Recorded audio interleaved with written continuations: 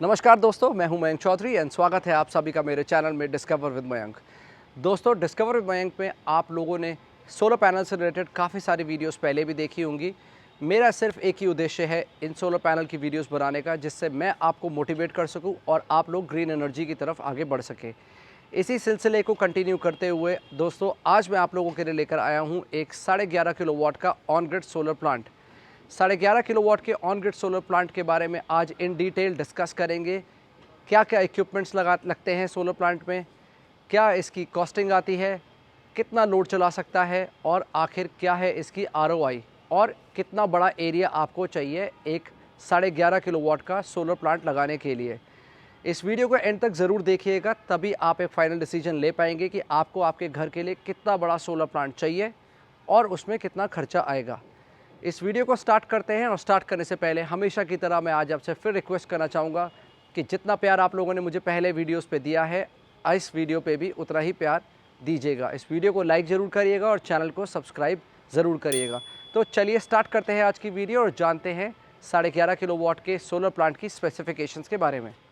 तो दोस्तों, ये है हमारे घर का पावर सोर्स, जो कि है 11.5 किलोवाट का सोलर प्लांट। इसकी अगर स्पेसिफिकेशंस के बारे में बात करूं तो इसके अंदर लगे हैं 20 सोलर पैनल्स। एक पैनल 575 वाट्स का मोनोपर्क अडानी का बायफेशियल पैनल है। दोस्तों, अगर मैं आपको बताऊं, बहुत सारे लोग मुझसे क्वेश्चन पूछते हैं मेरी वीडियोस में, आप लोग कमेंट करते हैं और पूछते हैं कि आखिर इतना बड़ा प्लांट लगाने के लिए कितनी जगह की रिक्वायरमेंट पड़ेगी। तो इस प्लांट को लगाने के लिए अप्रॉक्सीमेटली 400 स्क्वायर फीट की जगह हमने यूज़ करी है। ये जो स्ट्रक्चर देख रहे हैं हमने इसको बहुत ही ऊपर तक लिया है। अगर आप चाहें तो थोड़ा लो हाइट स्ट्रक्चर भी बना सकते हैं।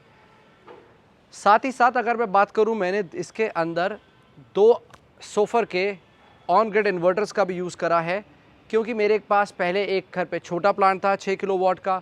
फिर एज़ पर रिक्वायरमेंट हमने अपने प्लांट को अपग्रेड करके 11.5 किलोवाट का प्लांट करा हमारी यूजेज के हिसाब से। तो मैंने एक पुराना 6 किलोवाट का सोफर का इन्वर्टर इसके अंदर लगा रखा है, और साथ ही साथ मैंने एक और 6 किलोवाट का सोफर का इन्वर्टर ऐड कर लिया इस पूरे सेटअप में। अगर आप बड़ा प्लांट लगाते हैं तो आप एक इन्वर्टर भी यूज़ कर सकते हैं। दोस्तों, अब हम बात करते हैं कि इतना बड़ा सोलर प्लांट एक दिन में कितनी इलेक्ट्रिसिटी, कितनी यूनिट्स, कितनी एनर्जी जनरेट कर सकता है।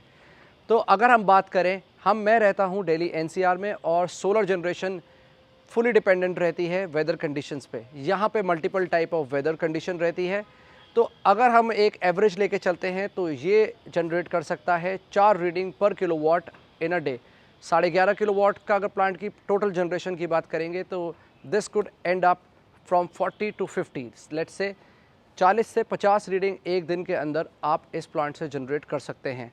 और उसी को अगर हम ईयरली हिसाब से देखें तो ये प्लांट आपको जनरेट करके दे सकता है 16,000 से लेके 17,000 रीडिंग्स एक साल के अंदर, जो कि वाकई ही बहुत बड़ा नंबर होता है। दोस्तों, अब हम बात करते हैं सोलर प्लांट लगाने की कॉस्ट के बारे में।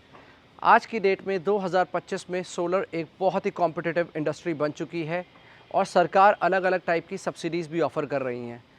तो अगर मैं बात करूं तो आज की डेट में आपको लैंडिंग कॉस्ट आनी चाहिए पर किलोवाट के हिसाब से 45,000 रुपीज़।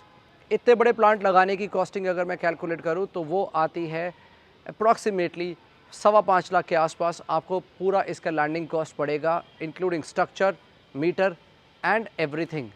और अगर मैं इसकी बात करूं कि दोस्तों, इतने पैसे लगाने के बाद क्या आप इससे कुछ फ़ायदा ले पाएंगे, तो जैसा कि मैंने आपको बताया कि एक साल के अंदर ये 16 से 17,000 रीडिंग जनरेट करके मुझे देता है।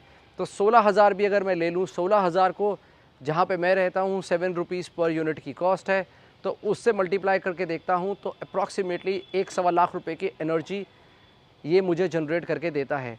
ओवरऑल की बात करूँ कितने साल के अंदर मैं ये अपना इन्वेस्टेड अमाउंट बाहर निकाल सकता हूँ, तो वो 4.5 से 5 साल के अंदर अंदर आपका लगाया हुआ पैसा आपके पास वापस आ जाएगा। उसके बाद जितनी भी इलेक्ट्रिसिटी जनरेट होगी that is absolutely free of cost for you.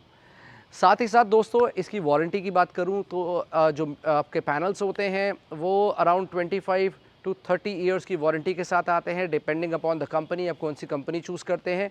साथ ही साथ इन्वर्टर की भी अप्रॉक्सीमेटली 8 से 10 साल की वारंटी आपको मिलती है minimum, again depending upon the company you choose. क्या सोलर प्लांट लगाने के बाद हमें इसके अंदर मंथली, ईयरली या फिर कुछ टाइम के बाद कुछ खर्चा आता है कि नहीं आता, जिसे हम मेंटेनेंस का नाम देते हैं। तो दोस्तों ये एक ऑन ग्रिड प्लांट है, इसके अंदर किसी भी टाइप की कोई बैटरीज नहीं है। 30 साल की वारंटी के साथ इसके पैनल्स आते हैं और 8 से 10 साल की वारंटी के साथ इसका इन्वर्टर आता है। इसकी मेंटेनेंस सिर्फ़ और सिर्फ ये है कि आपको इसको वीकली या 15 दिन में एक बार अपने पैनल्स को साफ़ करना है। जितना आप पैनल्स को साफ़ रखेंगे उतनी ज़्यादा ही इलेक्ट्रिसिटी ये जनरेट आपको करके देगा। बस मेंटेनेंस के नाम पे ये आप लोगों से आपका थोड़ा सा टाइम और प्यार मांगता है।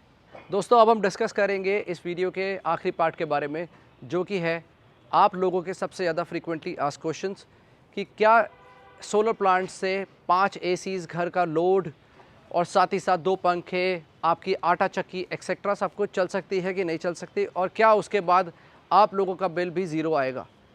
दोस्तों सबसे पहले मैं आपको बताना चाहता हूं कि ऑन ग्रिड प्लांट कनेक्टेड होता है ग्रिड से नेट मीटर के माध्यम से।